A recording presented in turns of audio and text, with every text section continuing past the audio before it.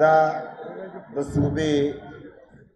سینئر نائب صدر جنرل سیکرټري او ټول عہدیداران په سټیج ناست مشرانو ما ته مخامخ زما مشرانو همزولو کشرانو او بچو لږ به په تسلی دا خبره ځکه اورېدل غواړي ګرمي به کوو خو د مطلب په ځای کې نن د باچا خان او د ولی خان د کلیزې په سلسله کې موږ دلته راغونډ شوي یو په دې کې ستر مېلمه چې کوم دی زمونږ مرکزي صدر ایمل ولی خان صاحب راتلو او ګرانو ملګرو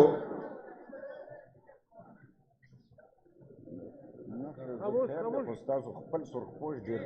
مست دی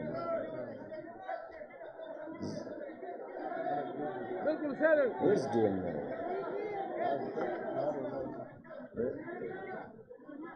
ګرانو ملګرو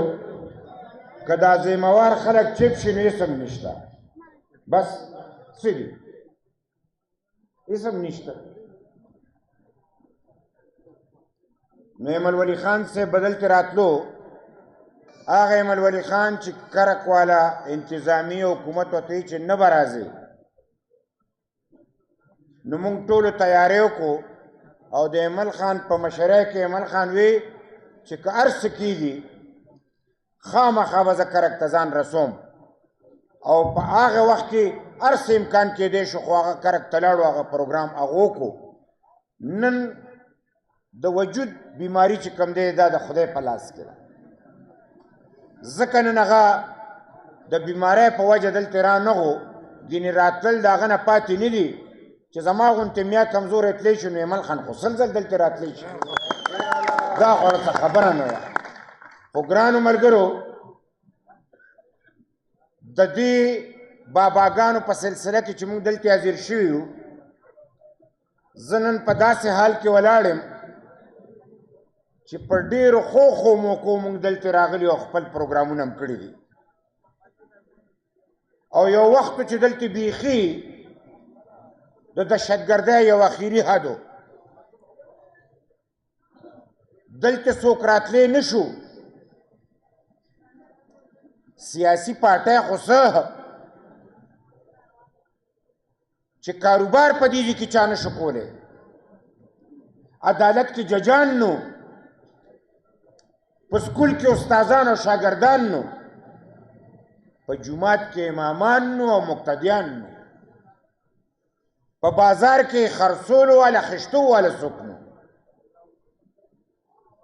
او دې کې خونړی چوک به ورته وی سل کسه پکې پانسي کړي دي وایي هغه یو پکې کساب دی هغه هم سل پانسي کړي مونږ د باچا خان سپیان سم دم دی خو پته یې ولې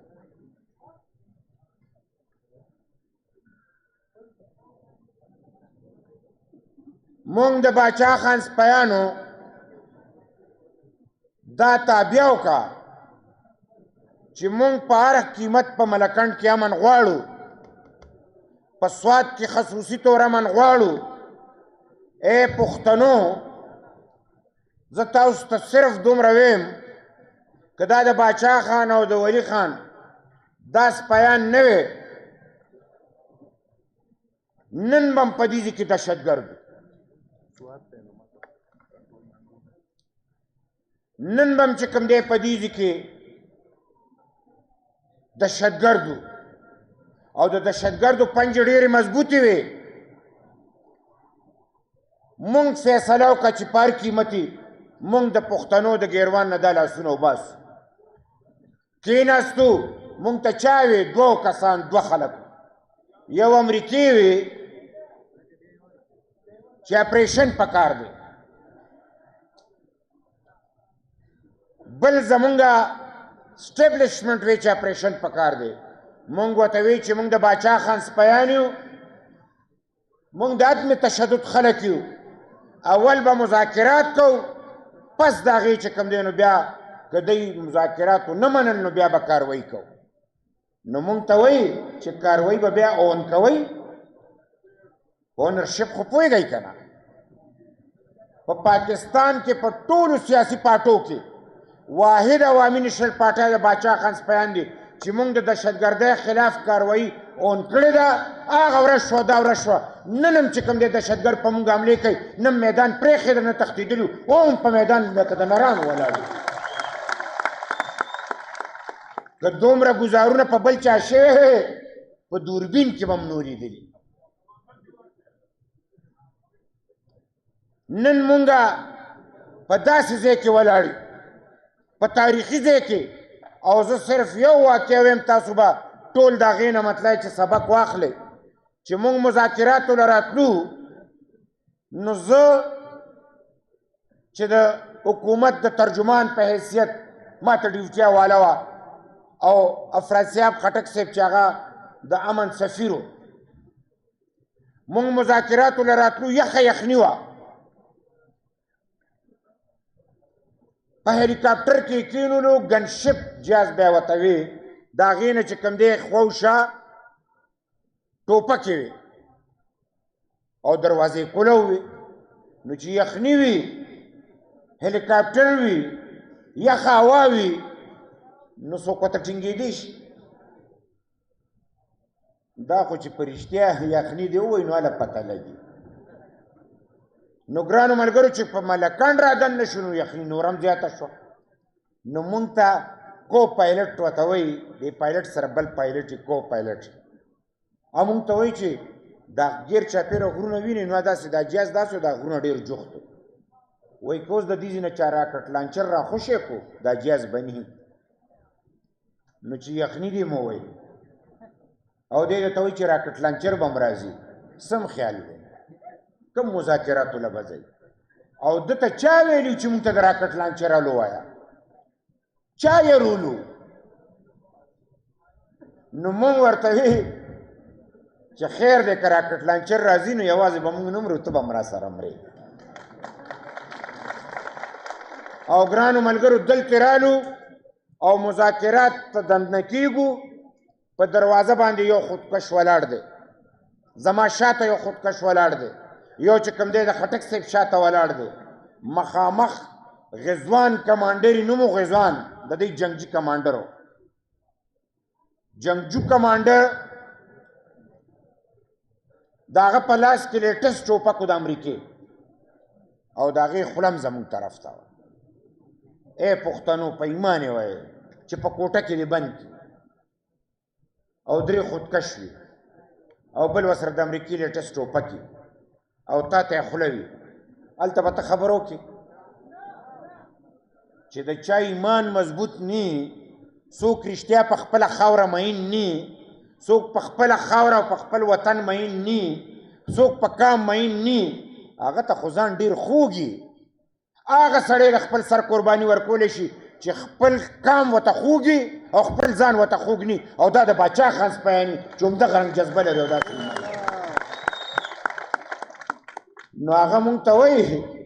چې ستاسو د لاسه پښتانه چې کوم دی نو تباه شو وینې تویږي نو ما خټک صاحب ته ویې که ستا اجازت یې دله به زه جواب ورکړم ما ورته ته عجیبه سړی زما حکومت ته فوج زما دی لیوي زما دی اف سی زما ده پولیس زما دی چې زه ته ویم جنګ کوه یا به تا وجنې او یا به ته وجنې او زه به حکومت کوم لکه چې دا نور خلک څنګه اوس حکومت کوي خو مې زه داسې ځکه نه کوم چې زه د باچا خان سپی دلته راغلی یم زه پښتنو کې وینه تویېدل چې کوم دی بندول غواړم ته وینه بیه چې ستا حکومت نه تا په ټوپک قبضه کړی ولې دې قبضه کړی څه چل دی ستا د لاسه وینه تویږي نو دی لږ وخوځېده نو چې خودکش وخوځي نو بیا څنګه چلي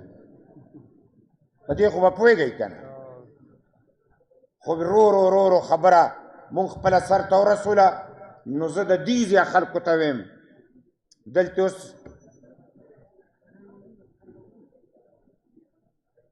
مونږ ورته وی چې مونږ له د راشن لار راکړه راشن دا زموږ مطالبه وه راشن چا وړو زموږ فوج د هغوی د تلو د راشن لار نه وه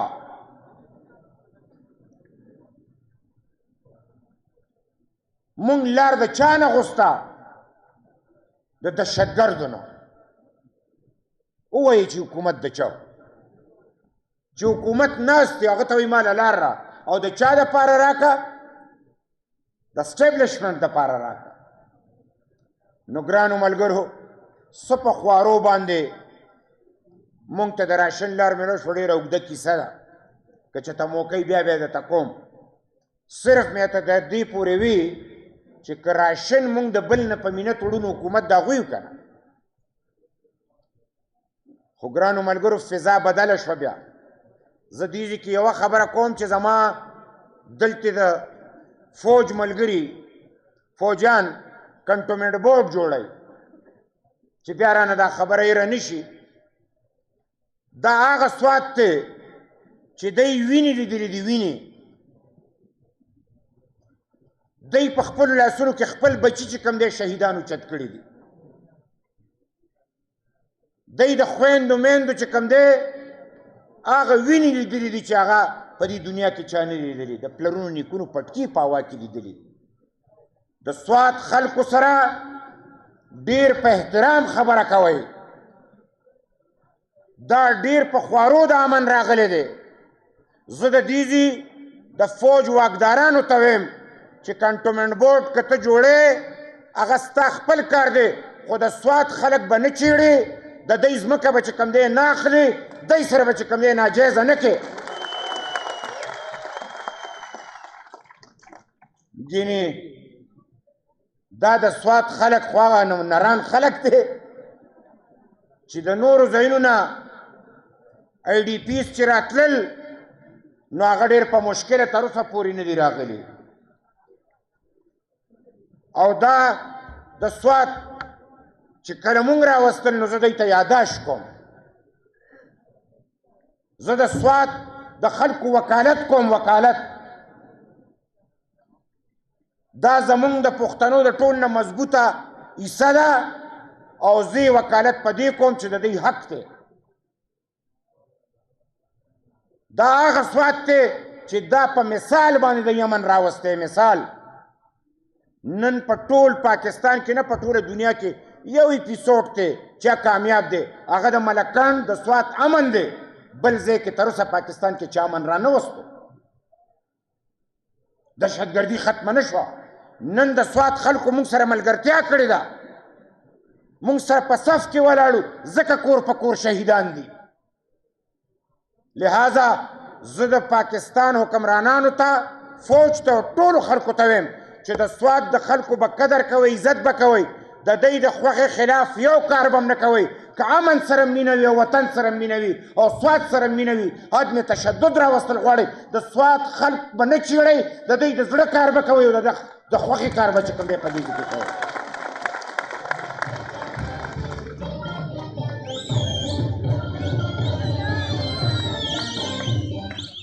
یاره وره بس دا شی به لږ په ارام کې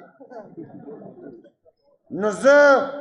د سوات د ملګرو سره د ملاتړ خبره کوم چې د سوات ملګري په دې کې یوازې نه دي دا خبره به ایمل خان په سینټ کې موچتی زمونږ ملګري چې کوم دی په صوبۍ اسمبلیا کې شته هلته به یې موچتی دې کې شک نشته چې مونږ ډېر کم یو خو په ایمان یې ووایي چې دې ټول سینټ له یو ایمل خان کافي دی او که نه تاسو خو داسې لاسو ټکولو چاړو خبر نه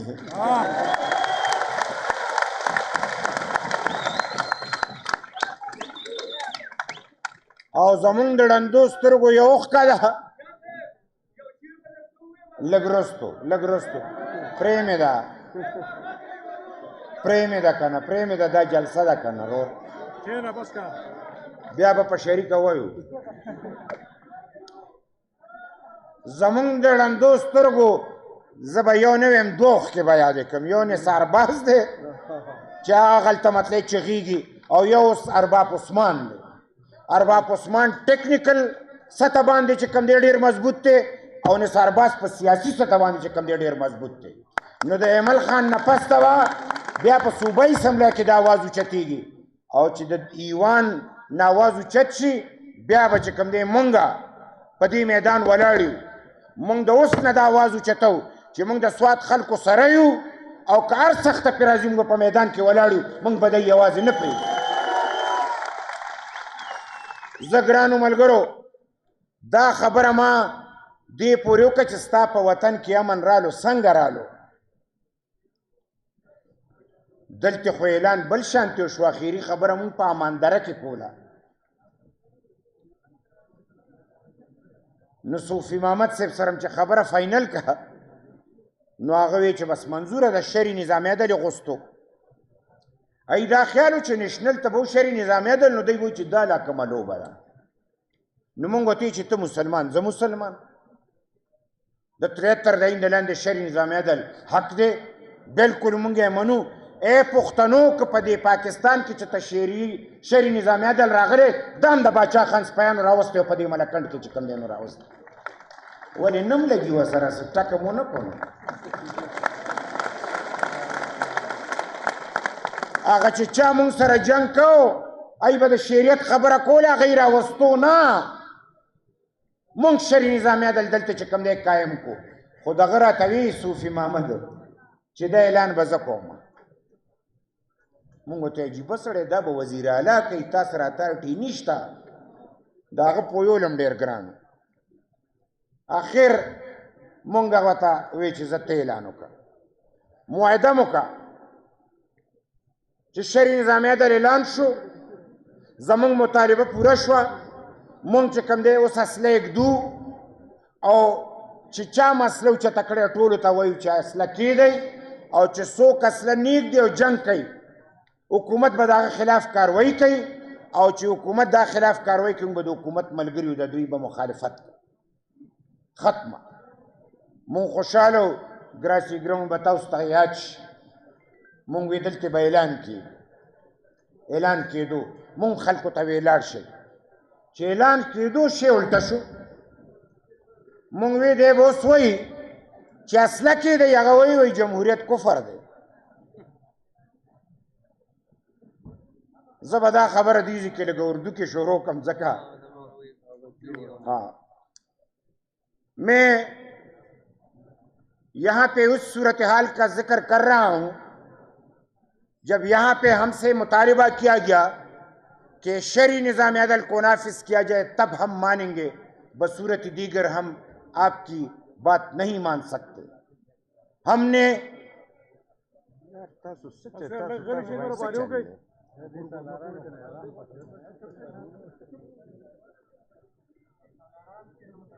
لہذا یہاں پہ جو صورتحال بن گئی، ہم نے مذاکرات کے بیچ میں ایک معاہدہ کیا. معاہدے میں لکھا کہ شرعی نظام عدل نافذ کرنے کے بعد اب اسلحہ اٹھانے کی ضرورت نہیں، ہم اسلحہ رکھتے ہیں اور جو بھی اسلحہ اٹھائے گا حکومت اس کے خلاف کارروائی کرے گا اور حکومت جس کے خلاف کارروائی کرے گا اور وہ اسلحہ نہیں رکھے گا تو ہم بھی حکومت کا ساتھ دیں گے اور ان کے خلاف ہوں گے جو اسلحہ نہیں رکھے گا. یہ معاہدہ ہوا. صوفی محمد صاحب نے یہاں پہ اعلان کر رہا تھا گراسی گراؤنڈ میں، ہم سب انتظار میں تھے کہ اب وہ یہ اعلان کریں گے کہ اسلحہ ہم نے رکھ دیا کیونکہ ہمارا مطالبہ مان لیا گیا ہے، شرعی نظام عدل نافذ ہو گیا. لیکن ایسا نہیں ہوا. اس نے الٹ اعلان کر دیا کہ جمہوریت تو کفر ہے، ووٹ ڈالنا کفر ہے، اور ہم نے بجدور شمشیر ملکنڈ ڈویژن کو قبضے میں کر رکھا ہے اور اب سارے پاکستان کو قبضے میں رکھیں. لہٰذا ہماری مذاکرات کیوں کامیاب ہوئے یہ میں سارے پاکستان کو سنانا چاہتا ہوں، یہ میں سارے دنیا کو سنانا چاہتا ہوں. اے امن کے متوالو، یہ بات سن لے کہ باچا خان کے پیروکاروں نے مذاکرات کیسے کامیاب کرائے. اس ملکنڈ ڈویژن میں ہماری عورتیں اپنے زیور اتار کے ان کو چندے میں دیا کرتے تھے، پیسے دیا کرتے تھے، زمین فروخت کر کے دیا کرتے تھے، اپنے شوہروں سے چپ کے پیسے دیا کرتے تھے، اتنا ان سے پیار تھا۔ لیکن جب وہ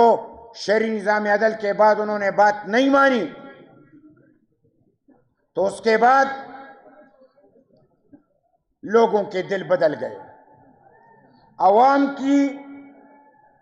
محبت نفرت میں بدل گئی، انہوں نے دہشت گردوں سے نفرت کی، اور جو لوگ حکومت میں تھے باچا خان کے پیروکار ان سے محبت کرنے لگے۔ یہ مذاکرات کی کامیابی تھی۔ آج تک پاکستان میں کہیں مذاکرات کامیاب نہیں ہوئے، اگر کامیاب ہوئے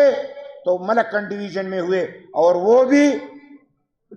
عوامی نیشنل پارٹی کی حکومت تھی تو ہم نے مذاکرات کامیاب کرائے۔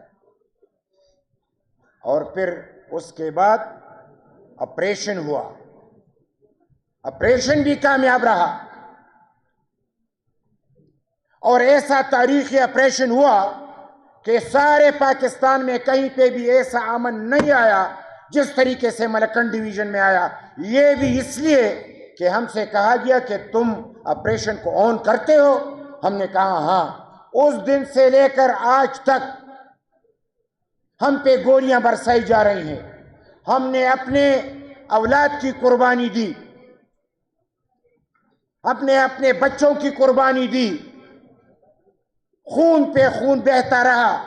لیکن ہم پیچھے نہیں ہٹے، تب تک وہ آپریشن جاری رہی۔ یہاں پہ امن قائم ہوا، 25 لاکھ IDPs واپس آئے، یہاں پہ عدالت میں جج بیٹھ گئے، اسکول میں اساتذہ آئے، اور یہاں پہ امن قائم ہوا۔ یہ امن جب قائم ہوا، یہ بھی باچا خان، ولی خان، اسفندیار خان، عوامی نیشنل پارٹی کے حکومت کی بدولت ہوا۔ اگر آج بھی کوئی پاکستان میں امن چاہتا ہے تو یہ عوامی نیشنل پارٹی کے بغیر نہیں ہو سکتا۔ یہ میں اس لیے کہنا چاہ رہا ہوں کہ پاکستان کے حکمرانوں، 3 دفعہ الیکشن ہوئے، ہمیں ہروایا گیا، ہم ہارے نہیں، ہمیں ہروایا گیا 3 دفعہ۔ مجھ سے سوال ہوا کہ آپ کو پارلیمنٹ سے 3 دفعہ باہر کیا گیا، اب پارٹی کا کیا بنے گا؟ میں نے ان سے کیا کہا؟ میں نے کہا کہ تم اگر عوامی نیشنل پارٹی کے لوگوں کو پارلیمنٹ سے نکالو گے تو امن کے لوگوں کو نکالو گے نا۔ تو جب امن کے لوگ پارلیمنٹ میں نہیں ہوں گے تو ملک میں کیا ہوگا؟ دہشت گردی ہوگی نا۔ تو ہم تو میدان میں ہیں، پارلیمنٹ سے تم ہمیں نکال سکتے ہو، سیاسی میدان سے ہمیں نہیں نکال سکتے۔ ہم کسی طور بھی اس میں یہاں پہ دہشت گردی کو نہیں مانتے۔ اگر کوئی توجہ چاہتا ہے، اس ملک میں امن چاہتا ہے، تو عوامی نیشنل پارٹی کو ان کے راستے میں رکاوٹ نہیں بننا۔ عوام ہمارے ساتھ ہیں۔ آج ہم سارے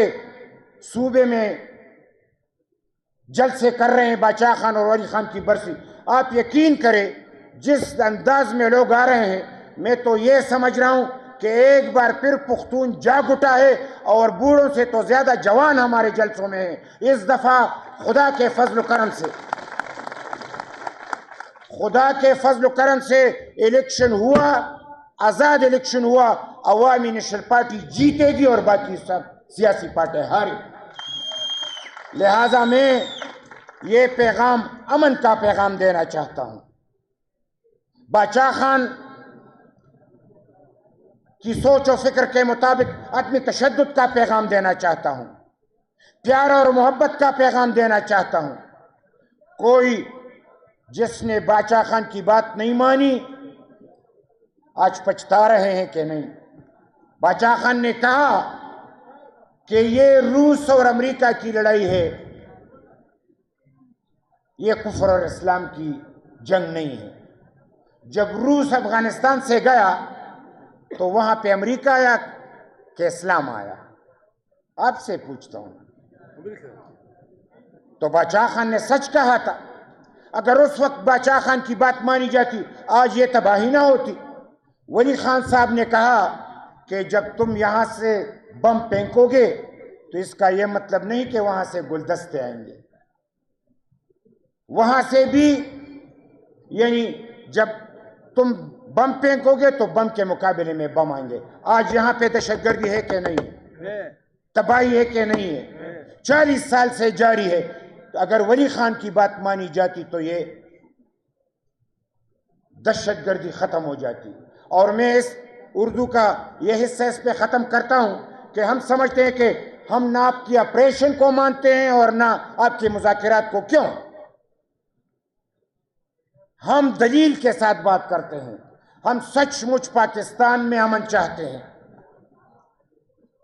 और आपसे कहते हैं कि पॉलिसी बनानी है।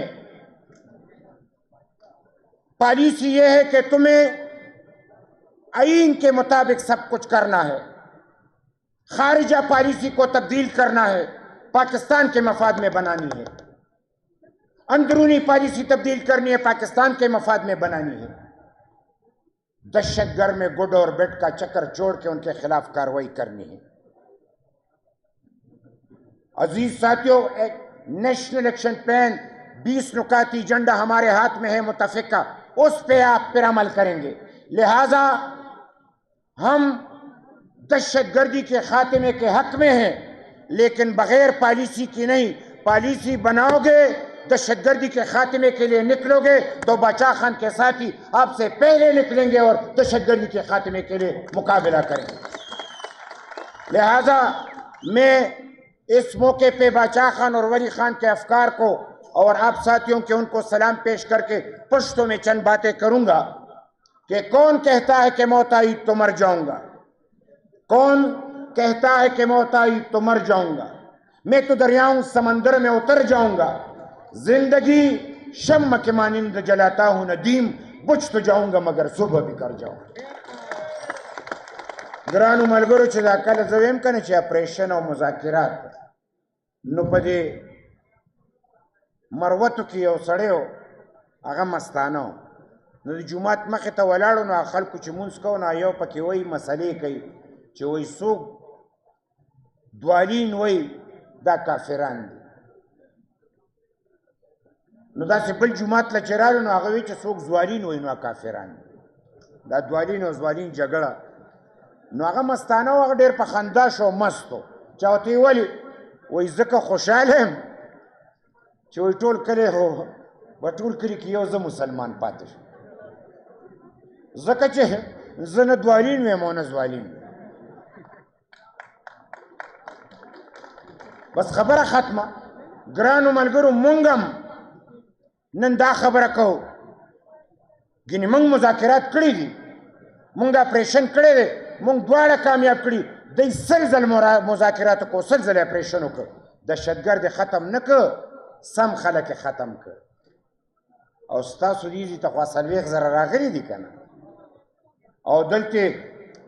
اوس خو زه د حکومتي سطح باندې به یو څو خبرې وکړم، خو د باچا خان او د ولی خان دا خبره زه په دې طریقه راغونډوم چې تاسو عقیدت خراج عقیدت خو پیش کوئ که نه،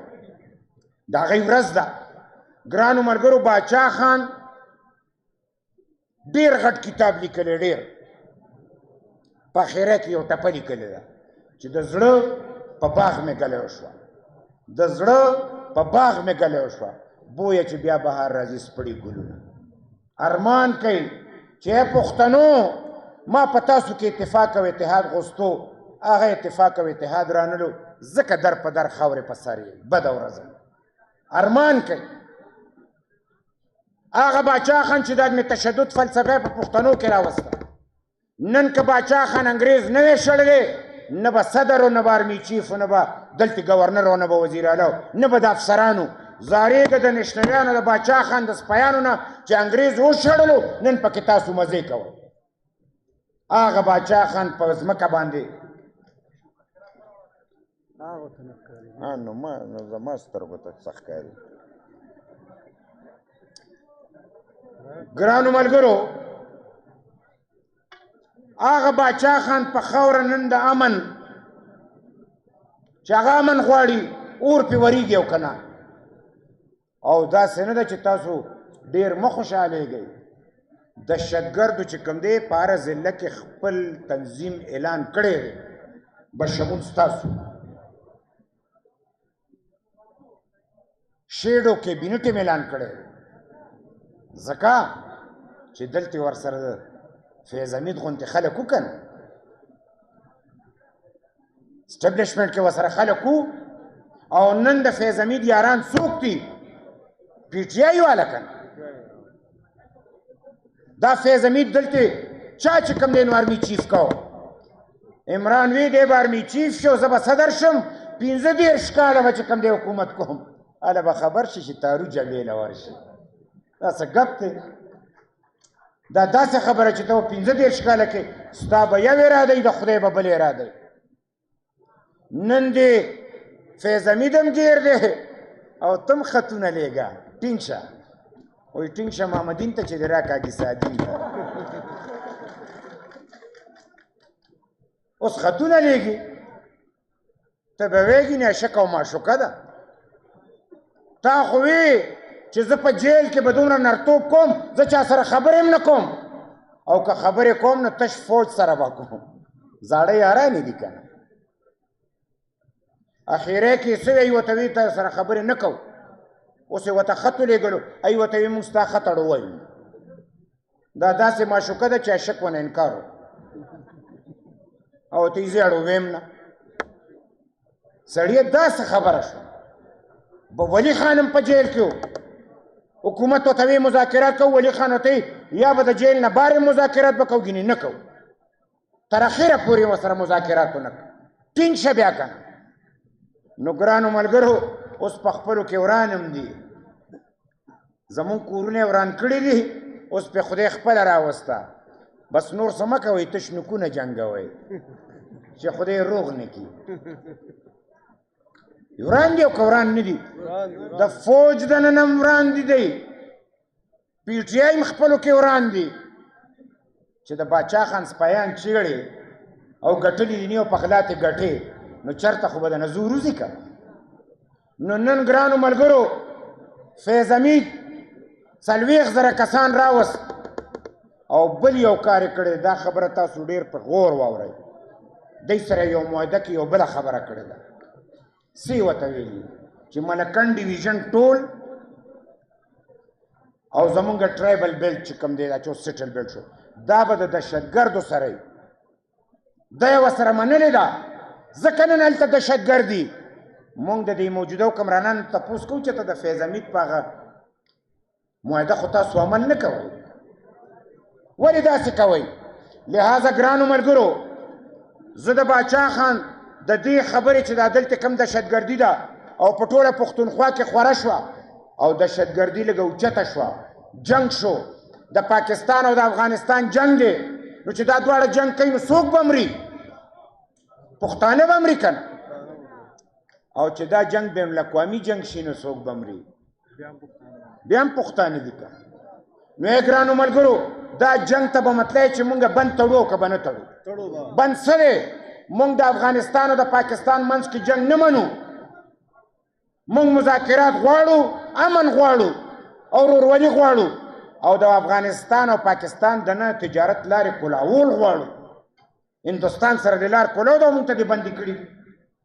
لہذا ګرانو ملګرو د دې لپاره د اتفاق او اتحاد ضرورت دی او که نه دی د یووالي ضرورت دی او که نه دی او ګرانو ملګرو زه د باچا خان دا خبره دلته ختموم زه ولی خان یو دوه خبرې په هغې کوم وایي چې عظمت ته یې د اغیارو سترګې برېښي چې عظمت ته یې د اغیارو سترګې برېښي هر سړی د باچا خان غوندې نیکنام شي او ګرانو ملګرو ولی خان سټیټسمین د جمهوریت بنیاد ایښودونکی د باچا خان د عدم تشدد فکر د پارلیمنت په لاره بوتلل او ډېر لوی تفصیل دی خو که نن 73 آیین نه وی او په هغې کې صوبه خود مختیاري نه وی او بیا ورپسې اسفندیار خان 13 ترمیم نه وی منظور کړی نن به پروینشل اټانمي نه وه ای پښتنو مونږ د باچا خان د امن لار د پارلیمنت په ذریعه خپله کا نن چې د پښتنو کوم دولت دی دا اختیار موږ د آیین په لاس کې اخیستی زما دلته ډي جي آی ایس پي آر څه وایي وایي دا دولت د پښتنو نه دی دا د پاکستان دی نو دا پښتانه چې پاکستان کې نه وي نو تا به د کوم ځای نه دا دولت راوړو زما په خاوره دی نو ته ویې که او وایي دا دی ته چې کوم دی په وراثت کې نه دی میلو او نه په جهیز کې دا خبره ټیک کوي په جهیز کې نه دی میلو ځکه چې زه د انګریز ملګری نو جهیز به هغه چاته پاتې چې د انګریز ملګري او ښکاره خبره ده چې انګریز په موږ ګولی ورولې دی د انګریز په فوج کې او موږ د انګریز خلاف دا زموږ وراثت دی مغل رالل سیک رالل دلته چې کوم دی نو انګریزان رالل موږ یې مړه کړو موږ یې ووجلو خو نن هغه ټول نشته د باچا خان سپایان شته موږ د دې ځمکې وارثان یو موږ چې کوم دی د دې خلک او نران خلک یو وایي که د بازونو ښکار نه منې نه شي سیا د جال به دې هم پاتې نه شي که دې زما شړی ته لاس واچو خدای ګو ستا شال به رانه پاتې نه شي زه د ولي خان په حواله باندې مختصر خبره کوم ځکه چې سلسله اوږده شوه وایي خوري د خار په مخ کې تل قسم د ګلغوټو په مخ خوري د خار په مخ کې تل قسم د ګلغوټو په مخ چا داسې زړور او دلاور ولي لیدلی دی نور به زه مراد پوره کېدو پسې لا چېرته ځم نن چې مې ژوندی دا شنغر ولي لیدلی ای پښتنو زه د منځ کې یو لقمه غواړم بیا یو څو خبرې کوم دې ته به اتفاق کوئ اتحاد به کوئ یووالی به کوئ دا خپله خاوره او وطن به ګټئ تاسو خو داسې لکه چې دې سفر ښه ستړي کړي ما سره به په نرتوب یو لاس اوچتوئ شابه هغه ځي ته ګوره کیمرې ورته برابر کوي سم اوچت کوي سم لاس دویم لاس هم اوچت کوي دویم سم او تاسو ډېر ساړه ناست یئ دومره وخرابوئ چې دشمنان یې واوري سم دا خو زه نه اورم یار نه اورم سم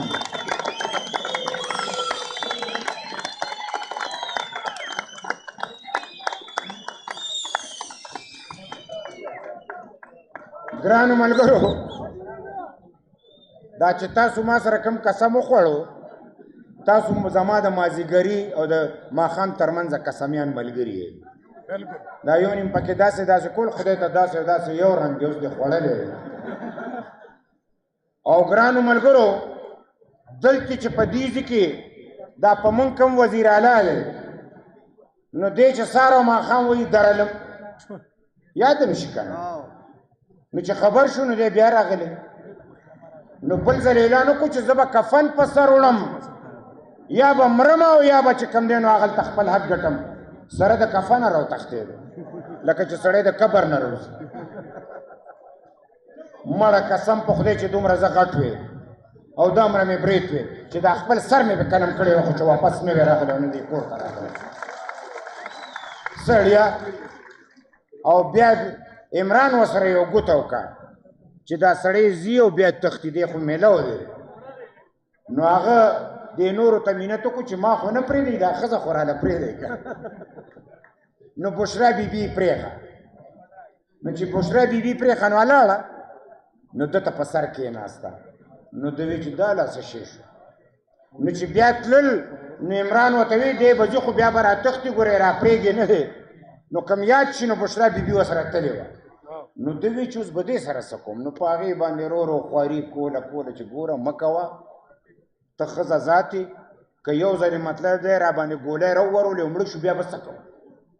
او چې غیرت مه کوه بس ټیک ته عمران په جیل کې دی بیا راخلاص کړو که نه راځه چې یو ځل واپس لاړ شو مړه خو چې آخر ښځه رضا کړه نو مخکې به یوازې تښتېدو دې ځل سره د ښځې وتښتېد او دی چې خبرې کوي دومره غټې خبرې کوي ظالمانو اوس چې دا تاسو بیا ورځئ په کومو سترګو ورځئ ورتلل دې ته وایي نن هم تاسو سره لوس کوو چې د پښتنې خاورې د امن د خبره وي د غیرت او د پښتو خبره وي د بچو د سر د بچ کېدو خبرې بچیم قربان کړي دي ځان به هم قربانو میدان ته به ورځو یا به د پښتنو حق ګټو یا به پې دا خپل سر چې کوم دی قلمو مونږ چې کوم دی نو په شا کېږو نه زه ګرانو ملګرو زه ستاسو د دې مینې او د جذبې ته سلام پیش کوم کاش